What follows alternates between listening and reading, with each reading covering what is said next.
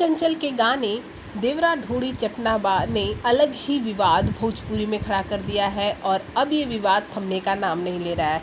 आपको बता दें कि चंदन चंचल के खिलाफ भोजपुरी के कुछ लोगों ने एफआईआर दर्ज कर दिया है और वो भी इसलिए क्योंकि चंदन चंचल का ये जो गाना है काफ़ी अश्लील है और वो भोजपुरी में अश्लीलता को बढ़ावा दे रहा है, इसलिए चंदन चंचल के खिलाफ एफआईआर हुई है।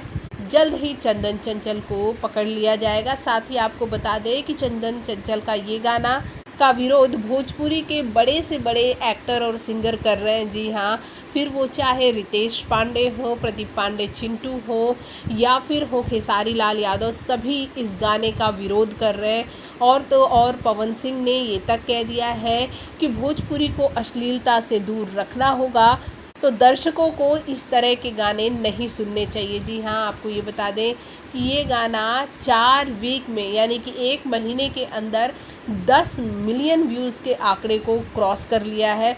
इस गाने को लोग बहुत पसंद भी कर रहे हैं। तो ऐसे में भोजपुरी के टॉप एक्टरों का ये कहना है कि अगर ऐसे गाने आते हैं तो पब्लिक को इस तरह के गाने का बाइकॉट करना चाहिए, तो जिससे लोग इस तरह के गाने नहीं लेकर आएंगे। आप क्या कहेंगे हमारे इस रिपोर्ट के बारे में? कमेंट बॉक्स में कमेंट ज़रूर कीजिए।